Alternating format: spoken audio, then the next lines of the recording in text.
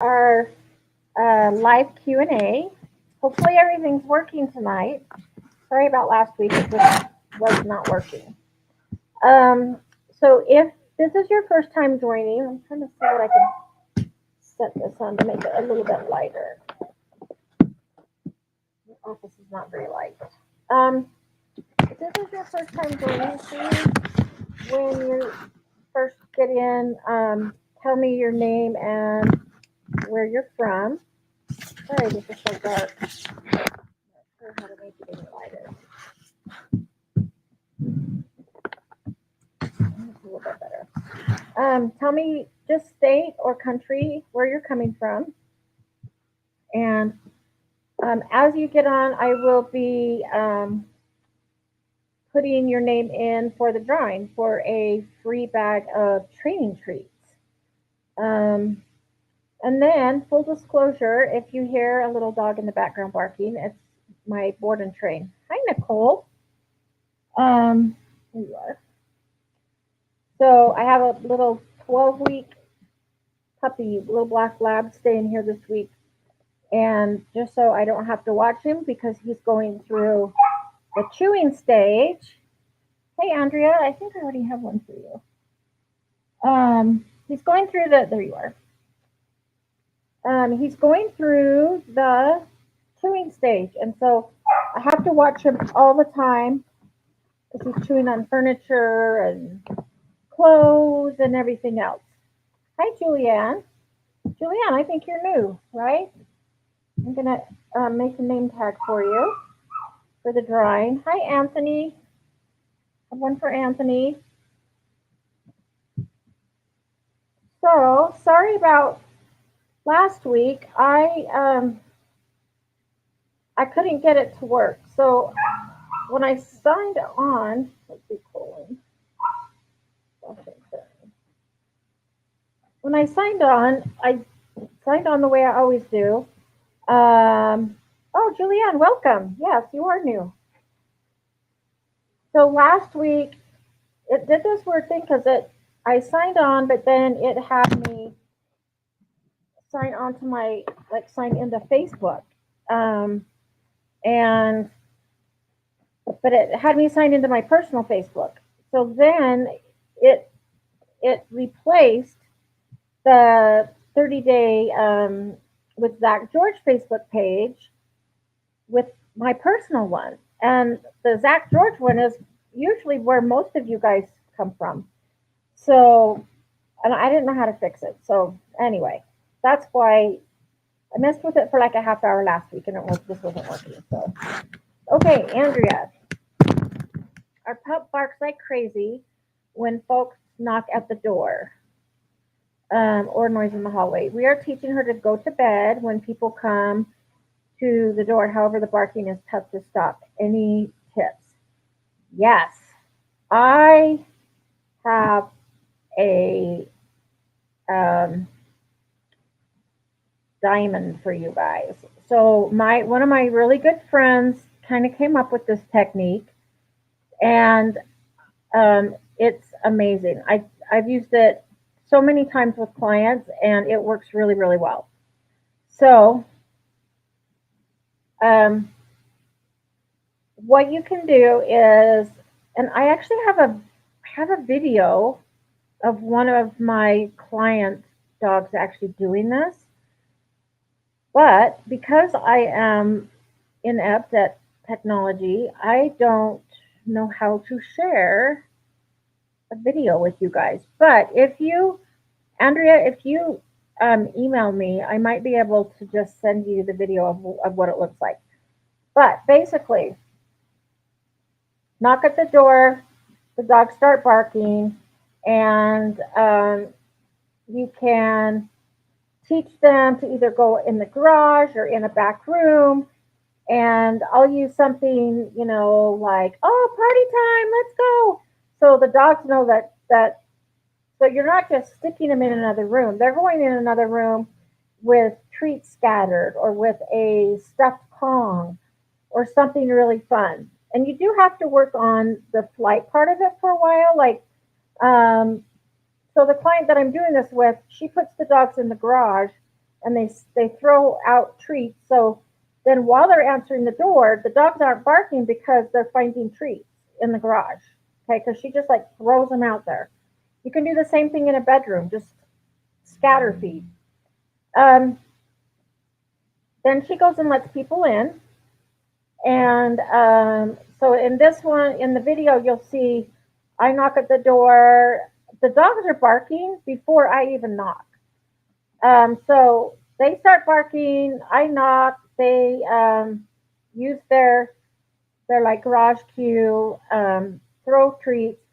They have me come in, and then we set up this a bunch of like enrichment toys. So we have a snuffle mat, we have a Kong wobbler, which is, I mean, I have the bigger wobbler out there, but something that they can tip over and get treats. We use a lick mat, a couple of other toys, and then scatter feeding and like just treats. So then they let the dogs in, and before they can go greet the people, they stop. And the video is really good because you'll see the dog running over to say hi to me and then putting on the brakes and coming back like, oh, wait, this is better. And so they go back, and there's two dogs that bark. And so they are interacting with the snuffle mat, the lick mat, like all this fun stuff. Um, and so it considerably cuts down on the barking. And it lets you enter the or answer the door without the dogs there. So I used to teach a go to your mat or go to your bed, but I found that this one is actually easier, and like easier to teach because you don't you teach to go to your mat. Then you have to teach like a down stay, and then you have to teach a wait or a stay. No barking, but this actually gets the dogs engaged with something else. They're not barking, and then when they're done with all of that, then they can go greet the people. So really, all you have, this lighting is really bugging me. Um, so all you have is the initial barking, but then again, you run them out to a room or a garage or whatever's close, and with something to do. So with like I said, scatter feed or um, frozen Kong or whatever you wanted, bully stick, like anything that's quick and fast. Um, and so you don't have to take a lot of time. You just like use, like a retreat or a let's go. Put them in the room with something, invite people in, and then say, I'm just gonna like set this up for the dogs, and then the dogs can come out. And I have yet to have a dog do this that bypasses all of this to come and see me. And most of my clients' dogs really like me because I have treats, and I have good Pupford salmon treats all the time, or rabbit. Um, so they do. They stop to get all of this, and then that kind of calms them down, and um, then they are like ready to greet, and they're calm. So I would do that. And um, Andrew, if you email me, let me put my email down. If you email me, I'll send you the handout on. We kind of call it Wonderland. Um, she was calling it Disneyland, and then I told her that it was freaking genius, and she should like market it or something. But I know we couldn't call it Disneyland, so she ended up calling it Wonderland. But you can call it playground. You can call it smorgasbord of fun, enriching things for the dog to do. You can call it anything you want. So I can send you a handout that my friend also wrote up on how to set it up. Okay, Sue. Sue, I don't know if I have one for you or not. Sue, where are you from? I don't see one for you. Um, Okay, I have a 9-month-old Havanese just diagnosed with luxating patella. Her left back knee pops in and out. Any info on this? Um, well, I'm not a vet, so I can't really comment on medical stuff, but just from my own experience, because my dog Jade has luxating patellas, um, and hers is a grade one. I think they call it grades, but hers is a grade one, and with grade one, they don't do surgery. Um, and so the other ones, I don't know at what point they do surgery. You'd have to ask your vet. And since I haven't been through that, I've been through dogs with ACL tears, but never luxating patella. So I honestly don't know anything about the surgery, the recovery time, anything like that. But if it's just a grade one, they probably won't do surgery. And actually, I just took Jade hiking today, which is why I have a baseball hat on because it was really windy. So we went hiking today, and she was running around, and it didn't pop at all. Hers actually is popping out less as she gets older, which is good. It's not getting worse; it's actually getting better. So I would talk to your vet about that because again, I can't comment on medical stuff. Oh, Toronto. Okay, that's probably why I don't have you down because they don't ship to Canada. But I'm gonna make you a thing anyway.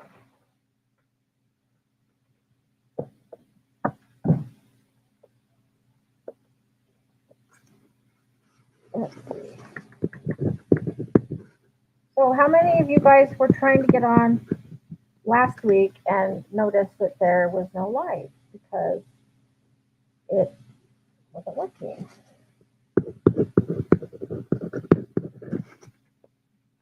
Okay.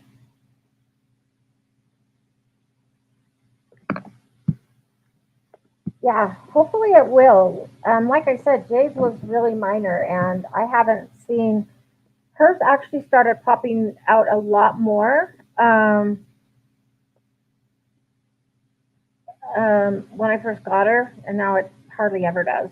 So, and she is a runner. Like she gets zoomies in the backyard, and I'm cringing because it's like, oh my gosh, she's gonna tear something.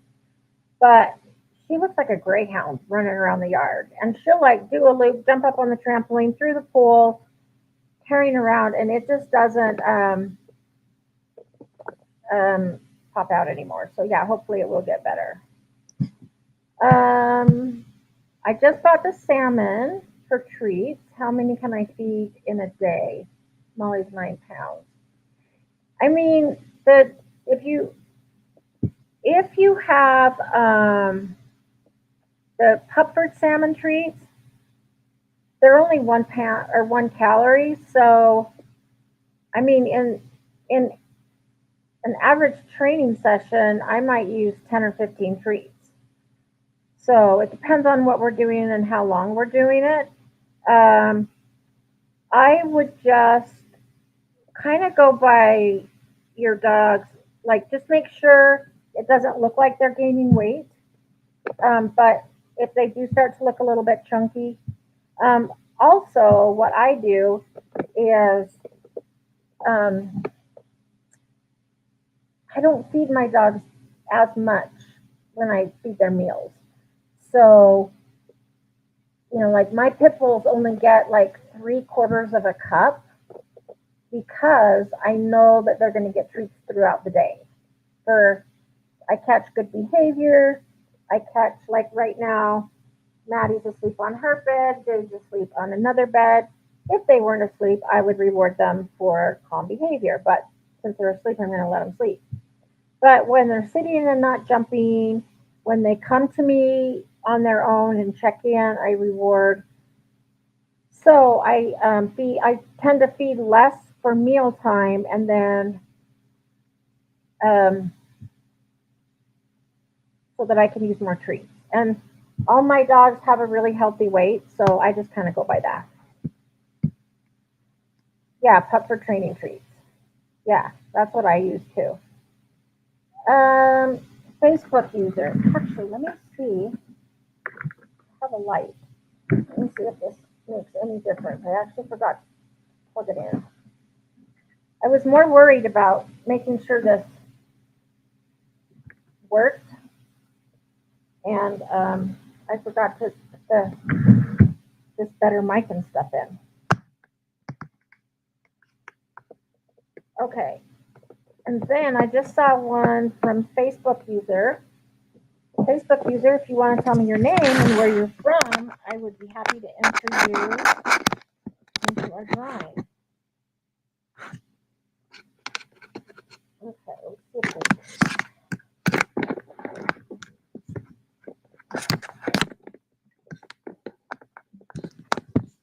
might make it a little bit lighter.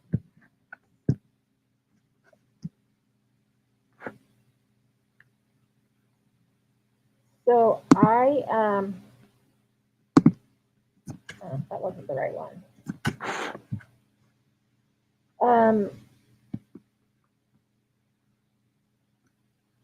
Okay, I guess I'll just have to leave it by that. Because I think I would have to go all the way out and start over. I don't want to do that. So, and there's not a little thing on the bottom to let me switch cameras. Plus, you all know that I'm technically challenged. So I honestly don't know how to do it. Anyway, I'll just leave it. Okay. Oh, from Virginia. Okay. Anita. Hi, Anita. Brian. Brian. There's Brian. And where Brian is, Renee will follow. So I'm going to put both in. Anita, have yours? So I was telling everybody last week I was having technical issues, and so I couldn't get on. It wasn't working. So I actually emailed Devin, and sorry this is so light. It's really bugging me, but I don't know how to fix it. Devin is so good with this kind of stuff, and so I emailed him. He's living in New York City now, and I said, hey, so this happened. I knew it would be a quick fix and that he could do it, and he did it. So, but I missed you guys last week, and I really look forward to these. So I was really bummed when it wasn't working. Okay, let me go back and see if I skipped any.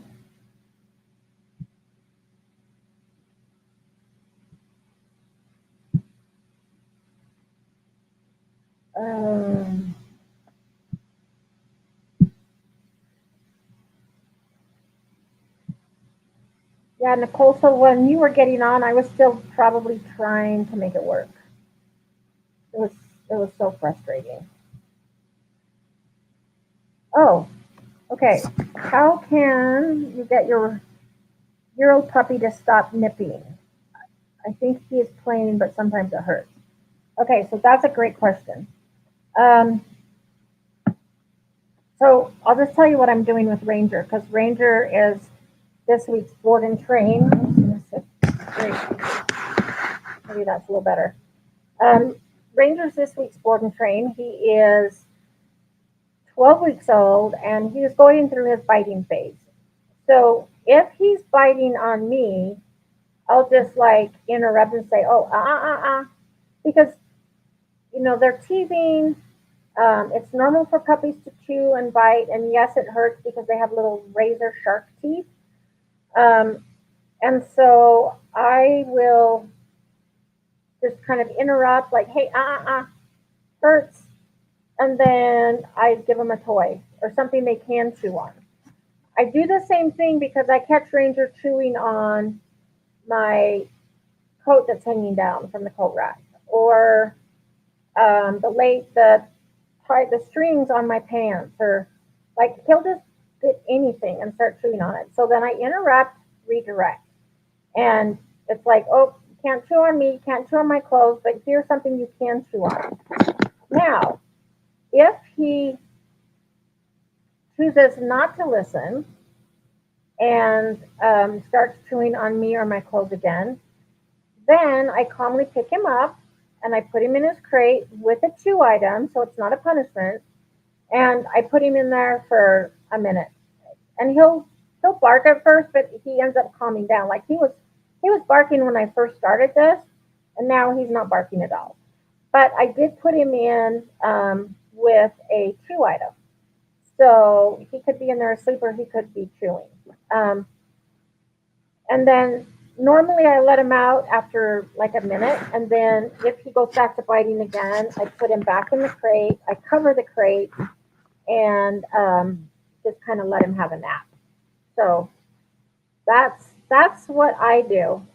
Just kind of remember that you want to first remember that it's normal for puppies to chew and bite and things like that. I mean, that's how they play with their siblings, and that's how they play with other dogs. They use their mouth a lot. I'll also like I play pretty rough with my dogs. Like I'll kind of like play, smack them around, and get them going. I do it with my cat too. And so they mouth me and stuff. And then if they bite too hard, I'll say, "Oh, gentle," and then they kind of know that, like, "Oh, sorry, I bit too hard." So you can do that as well, just to teach them like a gentle cue, and um, that that will work as well. But first, know that it's normal, and then make sure that you have lots of um, toys and or chew items for your dog to do in its place. So what we've been doing for, let's see, what's today? How many days have I had this puppy now? I think 4 days. Is constant redirection. Because he's only 12 weeks old, and your dog's 1 year. So I had a client today ask me, when does the chewing stage end? Well, sometimes it doesn't, or I mean, a lot of times it won't go on forever, but the puppy stuff can sometimes last a year or two. And the other thing is sometimes they'll do it out of boredom. So making sure that your dog has plenty of enrichment and plenty of toys to chew on. I like, for dogs that like to bite or chew, I like rope toys just because they can really sink their teeth into it. I'm going to use a book and see if I can put it under there. So yeah, plenty of chew items, rope toys, so that you redirect. And I always just kind of say, oh, can't chew on me, but here, you can chew on this. I guess you guys don't really need to see me as long as you can hear me. So to answer your question, yes, he is playing.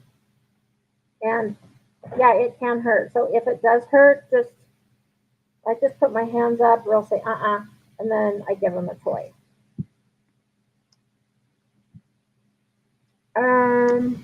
There's Renee. Hi, Renee.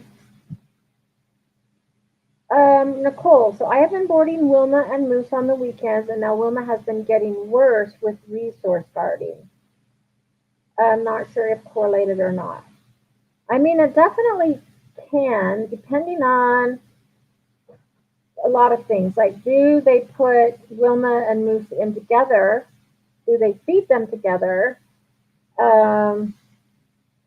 And like some boarding facilities have like the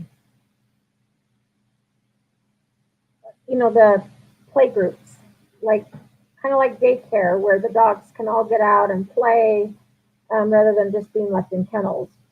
So if they do that and they have toys out there, it could be that Wilma's resource guarding is increasing because there's other dogs going for other toys and things like that. And it might also make it worse if they are like feeding Wilma and Moose together in the same kennel, that kind of stuff. So if if you're starting to notice it, whenever we're looking at behavior, we always we do what's called the ABC. So antecedent is what comes before, and then the behavior, and then the consequence. So if you're just seeing this since you've been boarding on the weekends, then that's kind of probably a likely thing that it has something to do with it or it's contributing. Um, so maybe do a little bit of investigating and see like how they're kept, how they're fed, if they have toys. So like when I go walk with one of my friends does off leash hikes with dogs, and when I go, we do not take treats or toys just so the dogs can't fight over them. Sometimes, I mean, dogs will pick up sticks or they'll find a tennis ball and pick it up. Um, but other than that, we don't carry anything just because we don't want any resource guarding between dogs. So yeah, I would say it probably is correlated. Um, you could try maybe like not boarding them for a weekend or two and then see if it gets better. If it does, then you'll know that it's kind of related to that. Anita, do many dogs have issues with anal sacs? I've had 6 dogs in my life, and after 3 years now have a pooch with it. Is it more prevalent now? Um, are you talking about like the anal glands that you have to express? Um, I'm not totally sure on that because that's a medical question. I have had dogs that have had more issues with anal glands than others. Sometimes they can get impacted. Um, so when a dog goes to the bathroom, at the very end of them going, they release their anal glands at the end of like a bowel movement. So they kind of release at the end. A lot of times if dogs like don't go all the way or don't relieve themselves all the way, they don't get totally empty. And I think there's other reasons why they don't get totally empty, but I have had 2 dogs that scoot that did the scooting all the time, and I would have to like release their anal glands. So I'm not really sure what causes it or why some dogs have more issues with it than others. And I'm not sure that it's really more prevalent now, but I, having worked at 2 vet clinics, I think I've seen it more than I did before with like my dogs that really didn't have any issues with it. So I don't know if it's like more prevalent or just that vets, um, like express them or, they, and usually if you go to a groomer, the groomers will express them as well. So yeah, it could be more prevalent in certain breeds. I don't know. I mean, I could ask one of my vets, but I honestly don't know. But yeah, you can express them yourself if you don't like doing it. Now, if you express them yourself, make sure that you know what you're doing because you can actually rupture them. And if you rupture them, then I think they need to have surgery to repair it. Sometimes they get impacted, and so then um, the vet has to do some sort of procedure to get them to release. So yeah, um, sometimes it can be hard. Okay, let's see. Facebook user. If you were here, I just talked about nipping. I'll go over it briefly, but you can like replay this and like kind of go into detail. So with nipping, and even at 8 months old, so yeah, so he could be just engaging in play, um, and the like oh shoot, that's my sorry, my alarm was going off. Um, sometimes they will do that to engage in play and to engage other dogs in play. Um, if you redirect and that doesn't work, then the next step would be to calmly put him in a crate with a toy. So you want to make sure you have a chew item, and you're going to put him in a crate for like 1 to 2 minutes and then let him out.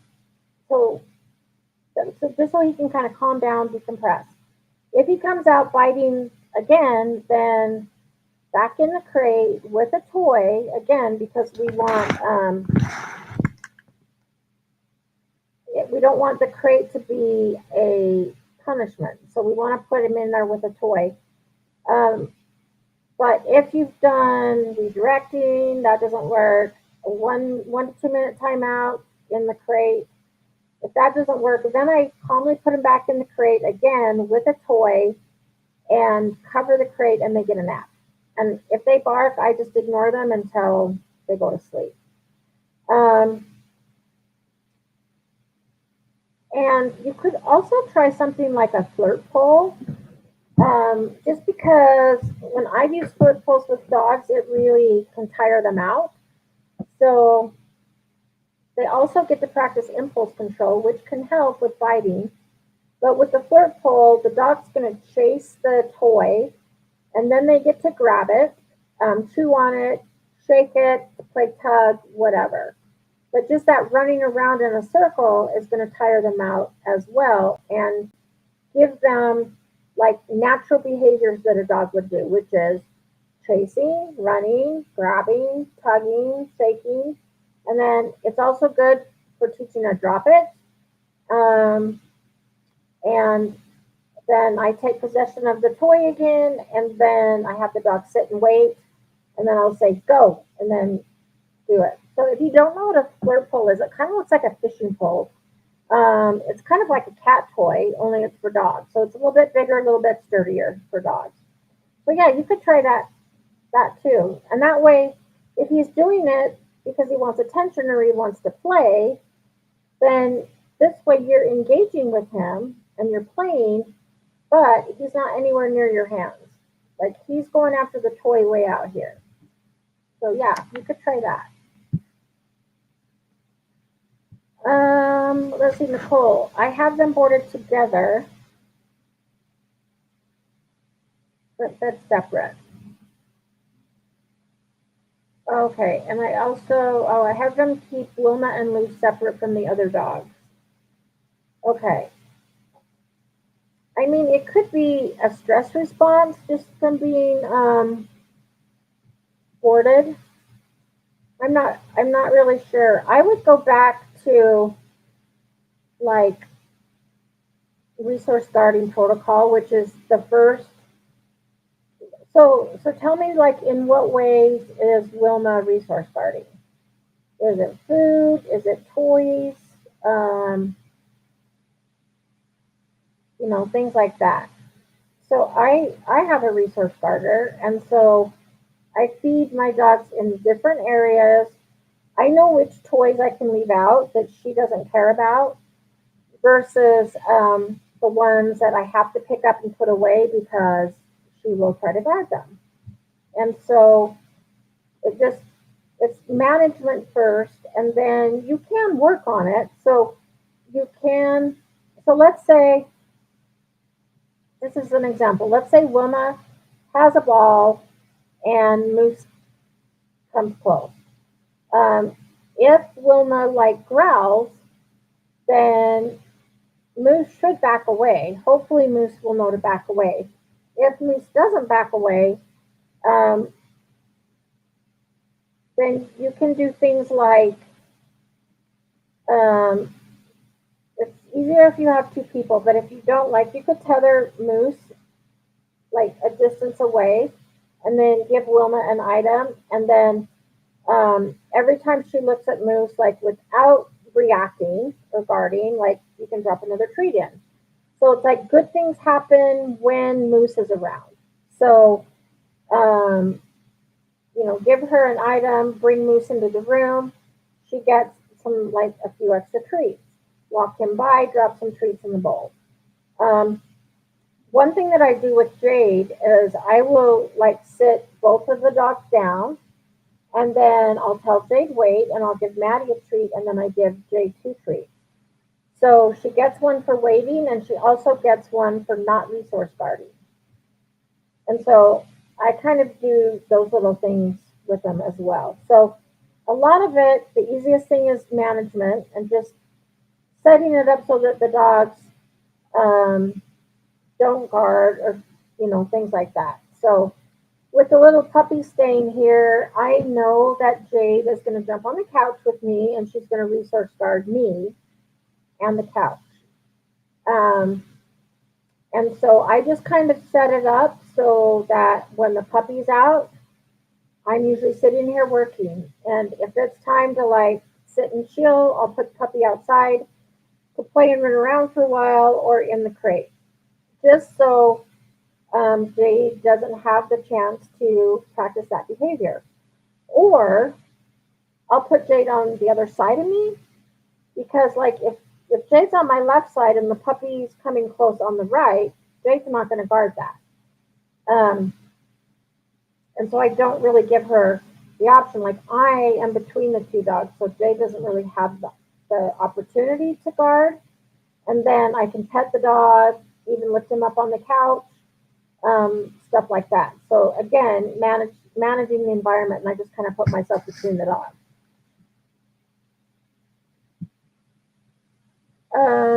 Let's see. Yeah, so Anita, I know. Anal glands are the worst smell ever. It's awful. And so my dog Daphne usually had anal gland problems, and she would come up and sleep, and sometimes like I'd wake up and her butt was right in my face, and I could smell the anal glands. She's the one that would scoot a lot. Um, so yeah, it's a nasty thing to have to work with. It doesn't really bother me now because I'm used to them, but yeah, it is a very smelly thing. Nicole, this coming weekend is the last weekend needed. Okay, but I will board separately. Yeah, maybe try it. Try doing them separate and see if that makes a difference. Because if they're kenneled together, even if they're fed separately, Wilma could guard like sleeping locations or cots or blankets or whatever they use, dog beds. Um, so if they're in kind of like close proximity to each other, um, it could exacerbate the resource guarding. I can totally see that. Lexi, hello. Let me find your. There you are.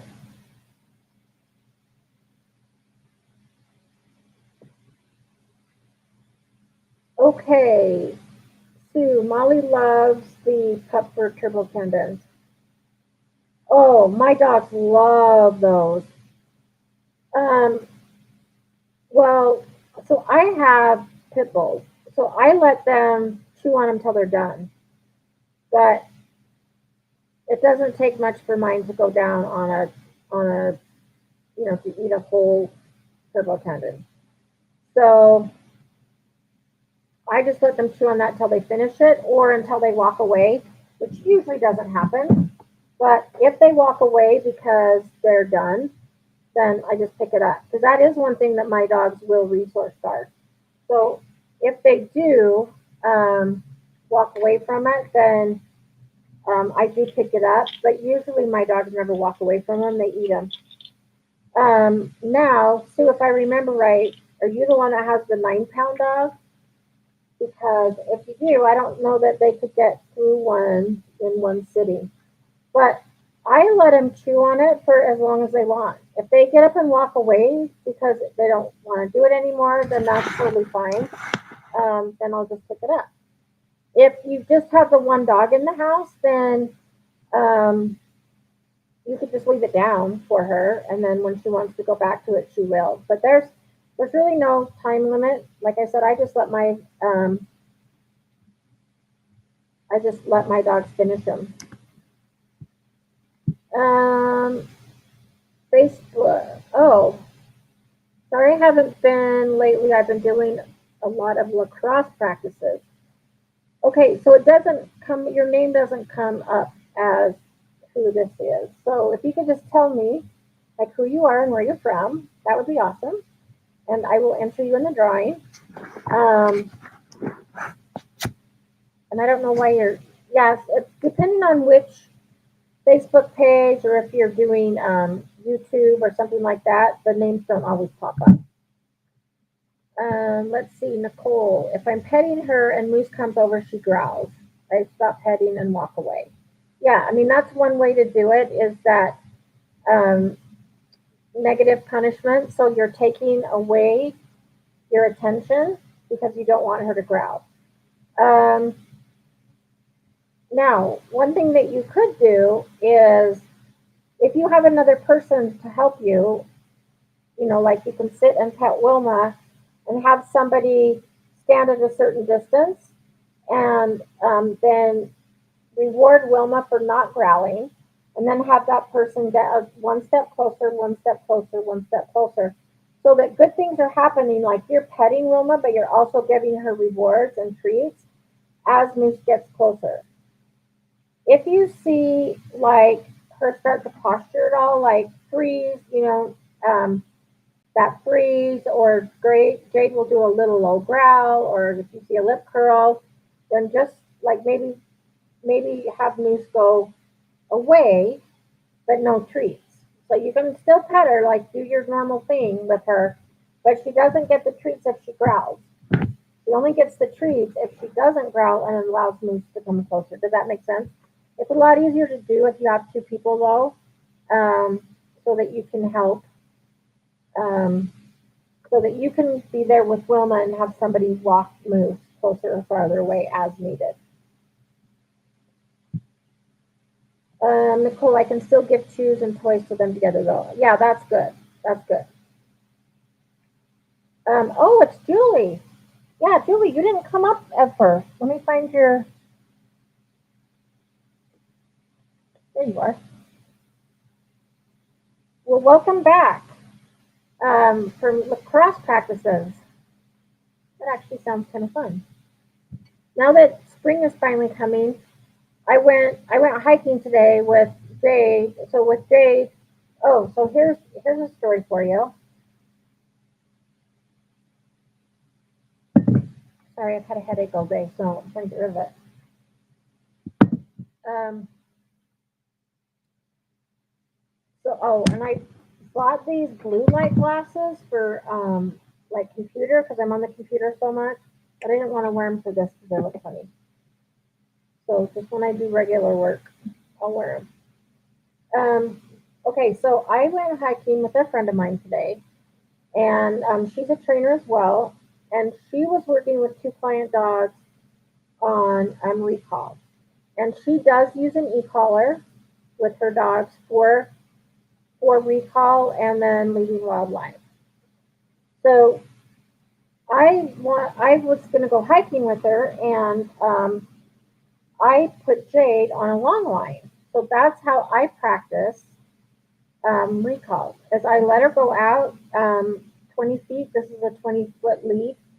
I let her go out and then I call her. If she doesn't come, then instead of like shocking, I reel. And I'm like, oh, Jade, come on, let's go. And like I praise her the whole time and reel her in, give her a treat, and then tell her to go again. I'm like, there's a treat, good job, good calm. Okay, go sniff or go play. Um, so here's a quiz. Which method is the e-collar out of operant conditioning? So is that positive reinforcement, positive punishment, negative reinforcement, negative punishment? Um,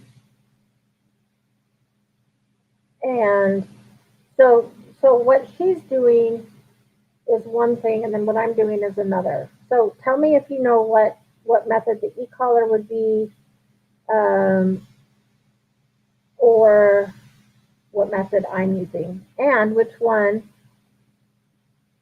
do you think is more humane.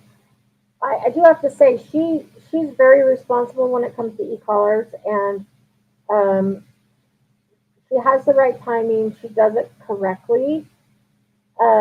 So like if she calls them and they don't come, she'll kind of bump them, but then as soon as they start to come, she lets off. So I just don't I just don't like to use them. So I was wanting to take Jade, and so I just used long line. Two. Oh, why is it asking me to do that right now? Adobe Flash Player. Why did that like just suddenly pop up? Oh, stop. Okay. Um, no, I think it's fine for puppies to chew constantly, especially um, since if they're teething and going through that, it's good. And I would much rather have a dog chew a turbo tendon than my clothes or my hands or something like that. So I would just let them. Yeah, and I mean, there's really nothing wrong with taking it away or letting them keep it and chew on it. Okay, now my thing won't scroll. Oh, here we go. Um, oh, Anita, we were just talking about turbo tendons, so you could totally do a turbo tendon. So she's saying, what can I give my pooch to chew on besides Kong or Nylabone? She has a few chipped teeth, so don't want anything too hard. Um,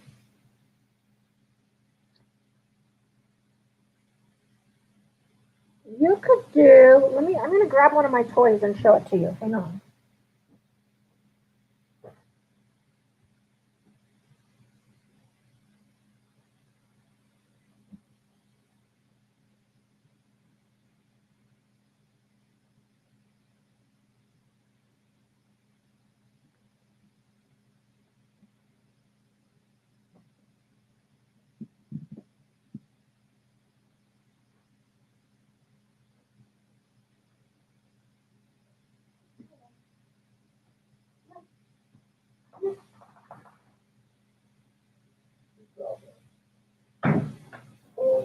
For you guys. Okay, so these are what I like for dogs that have like are teething or like to chew and they have chipped teeth. So any of these that have like the rope stuff, it's not going to break their teeth. I think there was something at one point right here and Willie chewed it.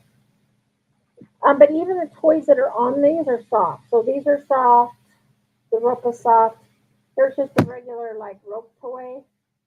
Um, and Willie's been working on this, but Willie is a super chewer and he hasn't ruined this yet.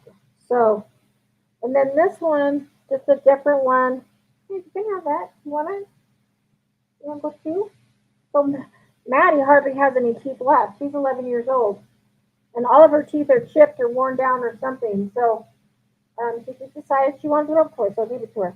But this is soft as well.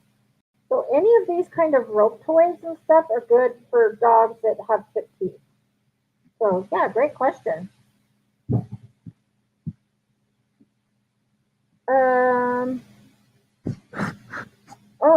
West Paw and Playology. Okay. Um, oh, you guys, you got it. So yes, negative reinforcement. Um, so sometimes it could be, depending on how people use it, it could be positive punishment. I would have given, I'm going to give, well,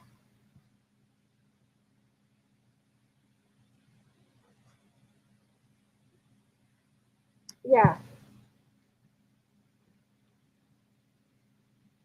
Let's see. Since I got Nicole and Julie's right at the same time, I'm going to give you each an additional name in the thing. So now you have two chances to win. So if they just um, push the button and shock when the dog is doing something, um, that's positive punishment. Well, that would be more like, well, I mean, you could be like you're shocking the dog because they're not listening to you, or you're shocking the dog for barking or jumping or something like that. She was using it negative reinforcement, so very good, you guys, that got that right, because she's applying the shock, but as soon as the dogs start to come, she lets it go, so that the the shock is going away when they're coming. So good job, you guys. And yes, I'm using positive reinforcement. Um,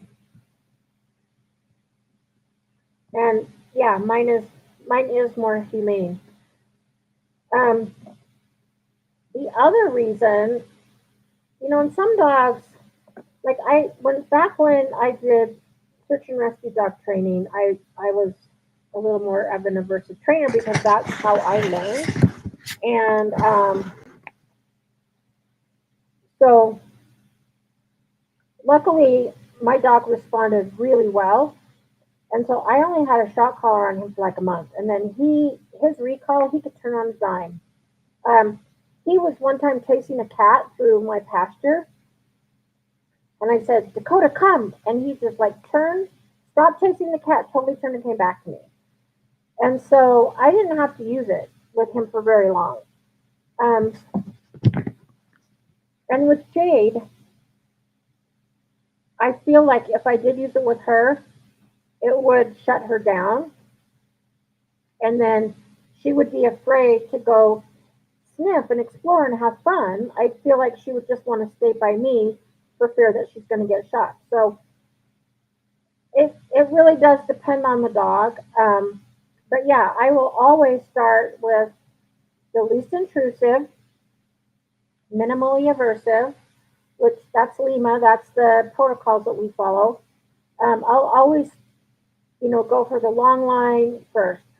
The other thing too is where we were walking today. There are rattlesnakes, and so I mean there are people that hike off leash, and their dogs are running through the sagebrush and stuff. But that just increases their chance of rattlesnake. And if I hear a rattlesnake, I'm going to be reeling my dog in to get her away from it. That's the other reason why I prefer leashes.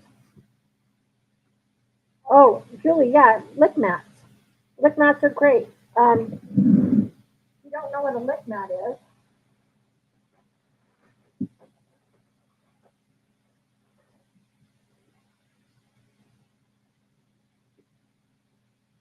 well, mine wasn't here.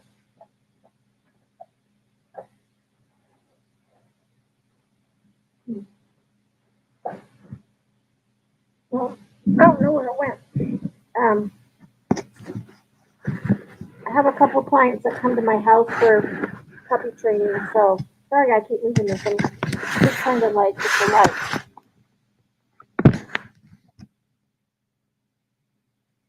So we were doing enrichment, and I had snuffle mat, lick mat, all that stuff out, but now I don't know where the lick mat went.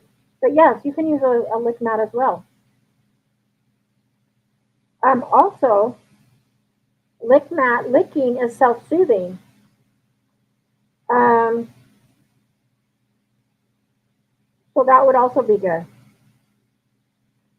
Oh yes, he probably does. So my friend down in Salt Lake, she's going to be teaching a rattlesnake class, totally using positive reinforcement. And when I was working at the vet clinic, I was working with a girl who was a vet tech, but also worked with reptiles and stuff. And she had snakes. So she had access to rattlesnakes.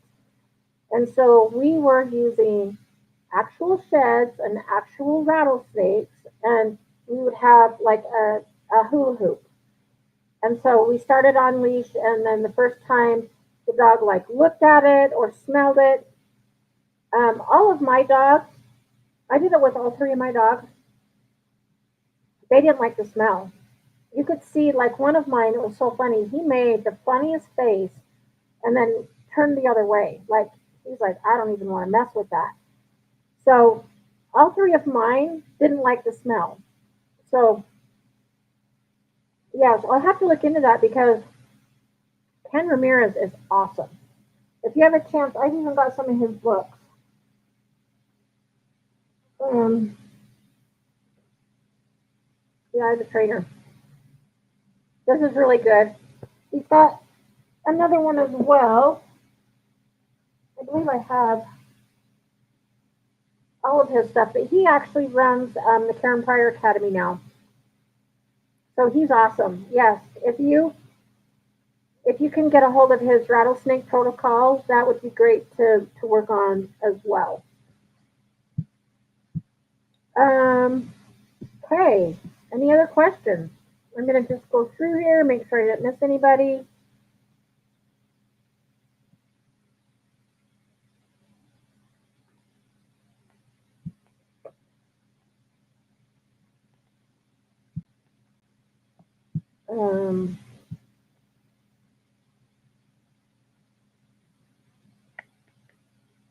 I'm running low on my treats, and so I usually try to stock up on treats when I'm down at Pupford. Um, but they're like an hour away, so I'm running low on treats. And my other trainer that works with me, I just sold her 4 bags because she was running low. So I had to email um, Pupford today, and I'm like, can you like ship me down 30 bags of treats like ASAP because I'm running low. Um, that's how much I like their treats and how much I use it. That's all I use. That's all I use with my dogs and with my clients' dogs. So they are truly the best. And I sold my last snuffle mat to a client. So I now need to get more snuffle mats and lick mats because I was at where I teach is a doggy daycare, and we were doing enrichment night, and the manager of the daycare saw the lick mats, and she goes, "Oh my gosh, that's such a good idea! Can I buy 4?" And I'm like, "Sure." I don't have 4, so that's the other reason I had to get some from Pupford. Okay.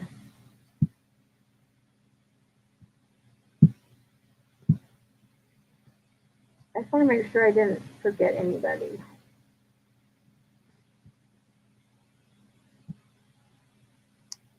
Oh yeah, you went to Clicker Expo.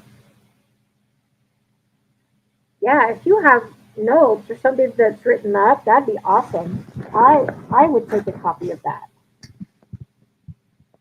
He probably has it on his website or written up somewhere. But I know one of my other friends lives in an area like they're actually building in what used to be rattlesnake territory, and so now there's houses here and there's like rattlesnakes, and so it's like, well, you did build where they live, so what do you expect?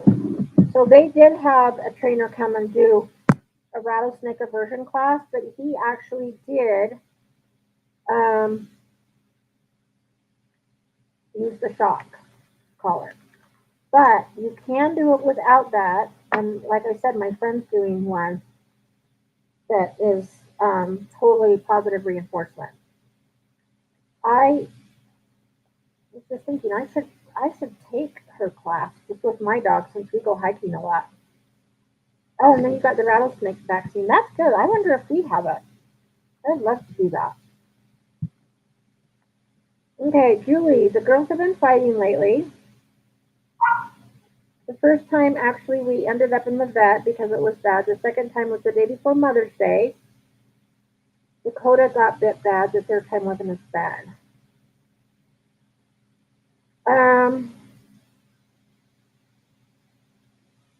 So what are they fighting over? Is it just like out of nowhere?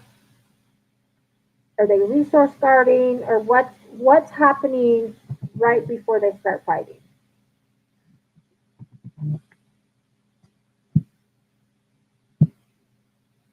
Um, as far as how do I get them to stop, first thing is always environmental management, so setting them up to succeed and not to fight. So like baby gates, like okay, so since I have a puppy here, I feed him behind a baby gate so that he doesn't hurry and eat and then try to eat the other dog's food. Or so that my own dogs don't go try to take his puppy food. Um, and then I would also um, like supervise because Jade would eat really fast and then go eat Daphne's food. So yeah, I just like supervise or I separate them. So um, okay. So the first time you're outside, Dakota wouldn't leave Ellie alone. Ellie was growling at Dakota and she didn't take the hint. Okay, so what I would do there is if Dakota doesn't take the hint, then separate them. Because Ellie is doing a good job of like growling first to say back away.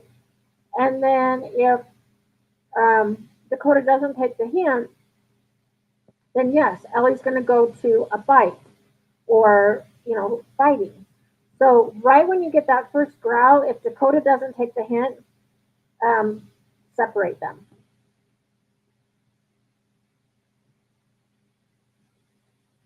Um, the second time was when we got home. They got excited. So yeah, when I come home and let the dogs out, I mean, Jade has just enough separation anxiety that she doesn't like it when I leave her. She's good when I leave her. Doesn't like, chew anything up, but she's the most excited to see me when I get home. So I don't get really, even though I miss them, and I usually like, oh girl, I missed you, but I don't get really amped up because I don't want them to get overly excited, and I don't want Jade to like redirect on another dog. So I'm pretty calm when I get home, just to keep everything calm.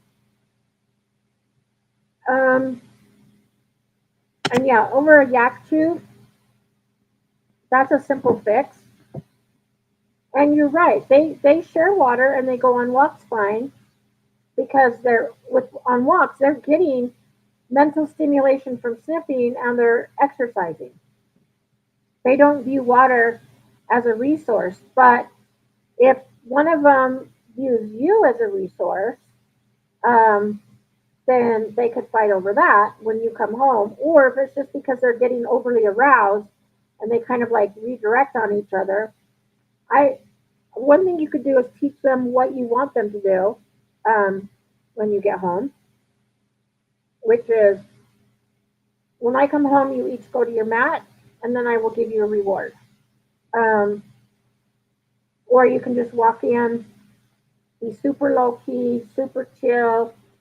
Um, Try saying hi and petting them both at the same time so that you're not, doing it one over the other. And yeah, I could never leave a yak chew or a turbo tendon out. When my dogs have those, they are separated or I'm in the room. So, like, Maddie will usually take hers to her crate, and I actually close the door so she can enjoy it. Jade will lay on her bed, and I would put Willie outside.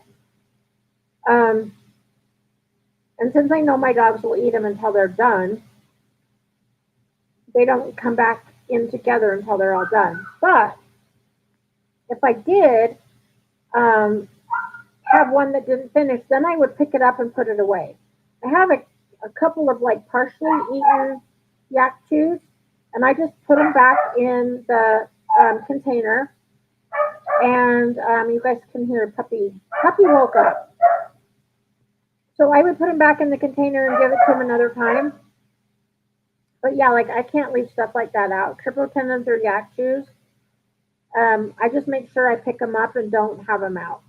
So again, environmental management is always going to be your friend and the best go-to. Like Jade, I mean Jade's a resource guarder, but she'll share water with any dog.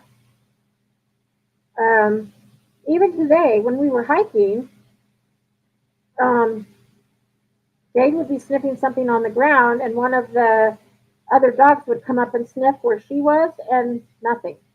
Like it was not just randomly sniffing. It was like, oh, there's something right here that I want to sniff. And the other dog came up and they were fine. So if the dog doesn't view it as a resource, then you won't have any problem like water or whatever the dogs were sniffing today. But if it's something that the dog views as a resource, then yeah, you could have issues. So you kind of want to manage those resources, so to speak. Okay. You guys have any other questions, or do you want to do a drawing?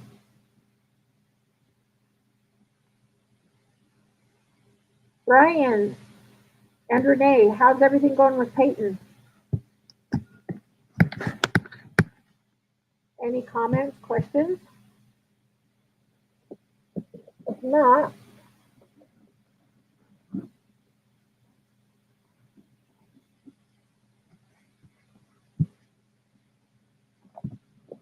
I'm going to draw. Brian, you won. And I even picked it, not Jade. So congratulations, Brian. Oh, she's good. Picky, as in like picky eater?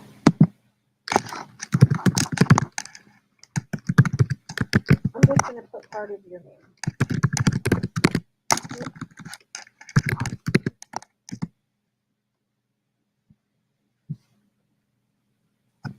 So Brian, you know the drill.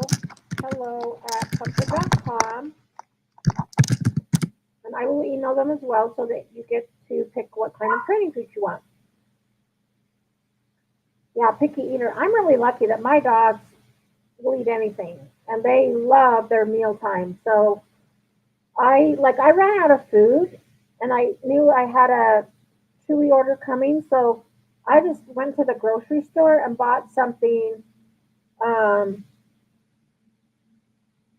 some iams, just to hold them over, um, and they gobbled it right down. Oh, Peyton came for Pupford chicken jerky. Awesome.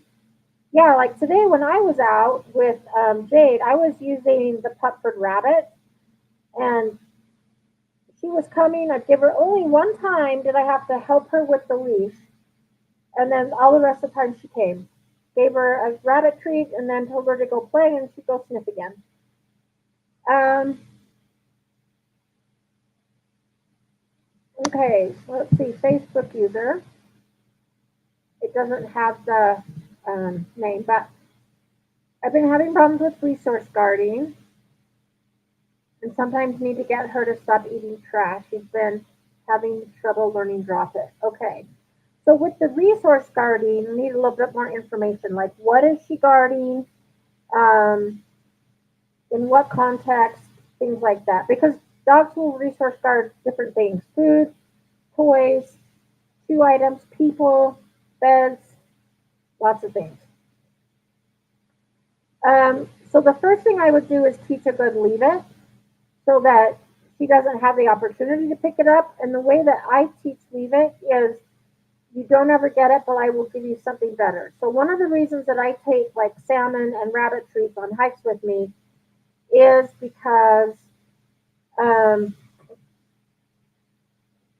if I'm asking them to leave like deer poop or something that to them is really good, I have to make sure that I have something really good to replace it with. So you could even do cheese or hot dogs or bacon, something really high value, and teach her leave it. Um, oh, she's guarding the trash. Oh, lovely. Okay. Um, so if she's resource guarding trash, I would just teach her a, a good leave it. And if this is trash in your house, at one point I had to put the trash can up on the stove because my dog was getting in the trash. So now I just have a baby gate so that the dogs can't even go in the kitchen.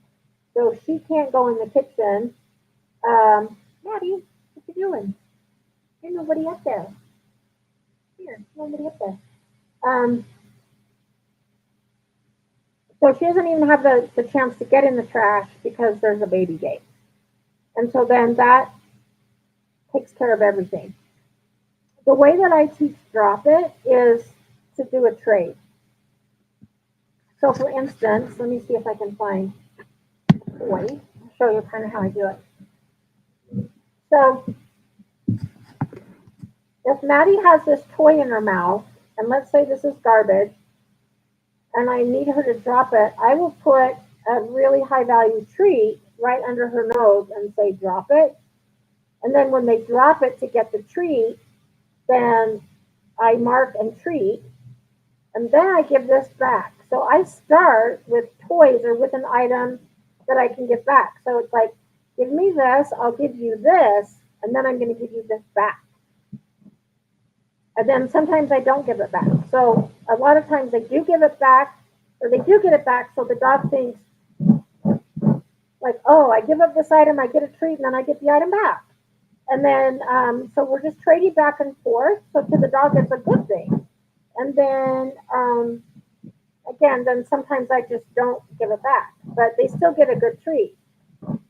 So most of my dogs will drop anything because they know they'll get a treat for dropping, and then they may or may not um, get it back. But like I said, when I started putting the trash like up on the counter or behind a baby gate, like they just don't get in the garbage anymore.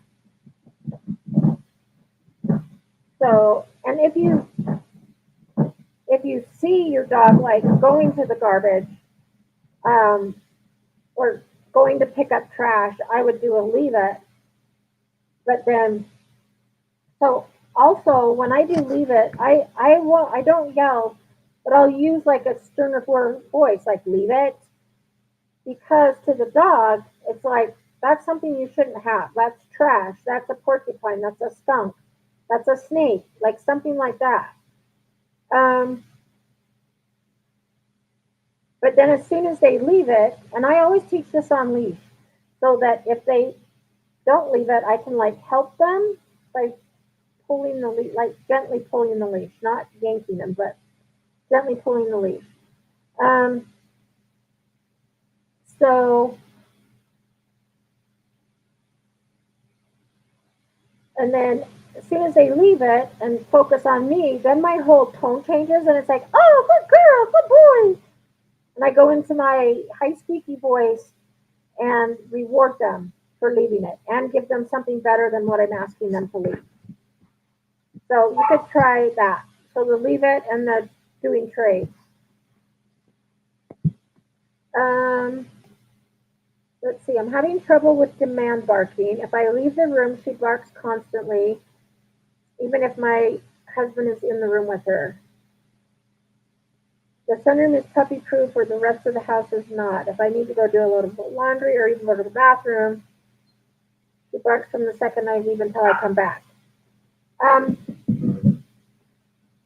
so how old is your dog? This could be, so dogs can have separation anxiety with a particular person. Some dogs They just don't like to be left alone, but they're fine with whoever's there.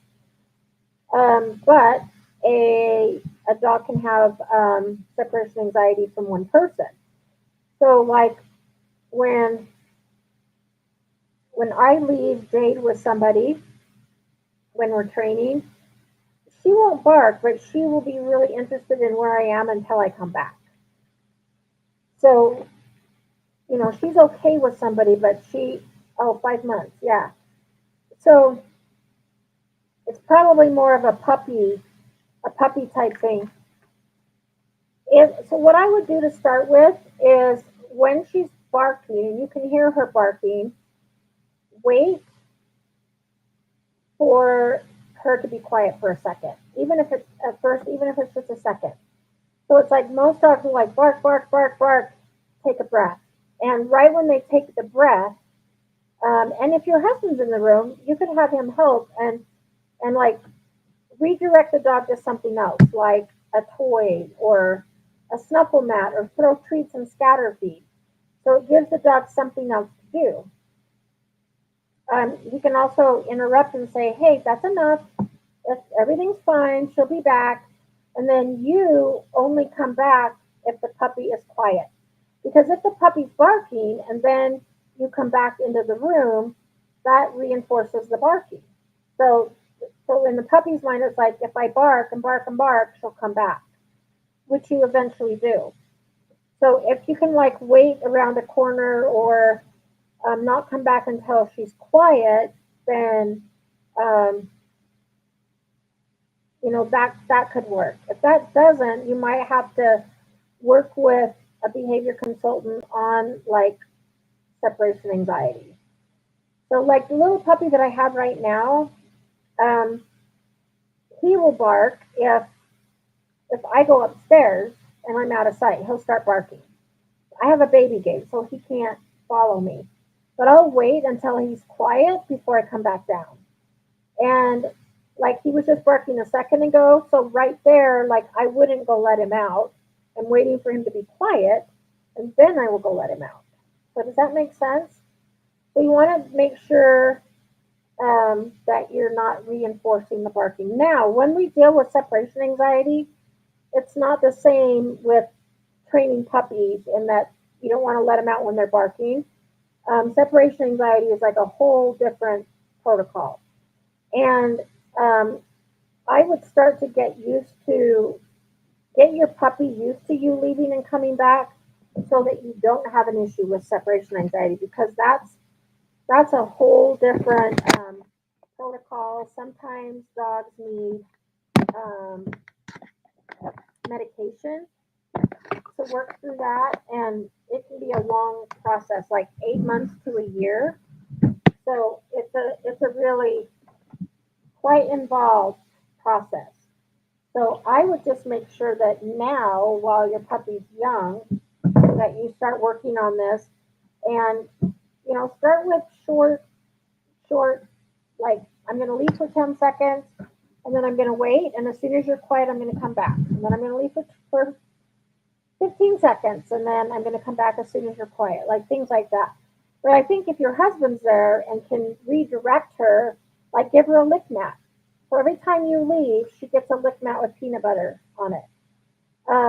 Or he scatter feeds or brings out the snuffle mat. So instead of the dog focusing on, oh my gosh, mom's leaving, it's like, oh, mom's leaving, I'm going to get my lick mat, or I'm going to get my snuffle mat, and just replace it with something good. Does that make sense? And then when you come back, make it really low key. So even come back to the sunroom, sit down, ignore the puppy, and then be like, "Oh, hey, are you enjoying your lick mat?" So that it's not like a big deal when you come back. It should be really low key. So you could try that. Okay. It doesn't look like we have any more questions. So, let me see what we're doing next week.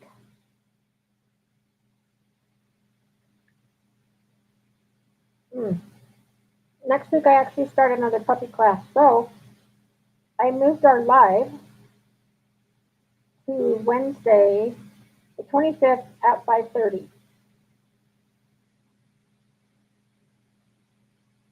Yeah, so if you can make it next Wednesday, I'll post it like Monday, and then I usually post it again the day before or the morning of. So next Wednesday, 5:30. Um, and hoping that you guys all can make it. Um, let's see. I'm not sure it's separation anxiety because she does okay if I put her in the kennel and leave. Um, oh yeah, so she's barking because she wants to go with you. I would just ignore it. I would do the same thing. I would see if you can get your husband to redirect her to something else so that it's not that she wants to go with you, but instead it's like when mom goes away, I get to do this fun stuff. So instead of being frustrated that she doesn't get to go with you, it's it's fun. So it's kind of like I remember when I was a kid, we loved our babysitters, so we wanted our mom and dad to go somewhere so that we could have a babysitter because our babysitters let us eat junk food and let us stay up late and stuff like that. And so I, even though I love my parents, it was always fun when they would leave because we'd get a fun babysitter. Um, so another thing that you could do is even though the rest of your house isn't puppy proof, if you put her on a leash and take her with you to do a load of laundry, just tether her to you. So, like when I'm training, I usually have a treat bag with me, and I keep carabiners on here in case I have to leash a dog. And oh, Maddie has a treat bag. I can tether the dog to me, so that way, here you go, Maddie. Now Jake's coming because Maddie got a treat. Good girl, Jake.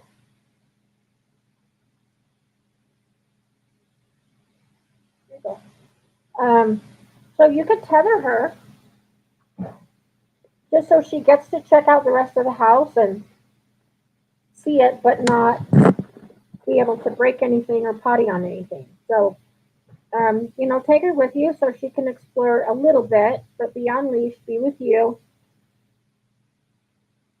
And if you're going to do something that takes longer and you can't take her with you, then, give her the snuffle mat, give her the lick mat, something like that.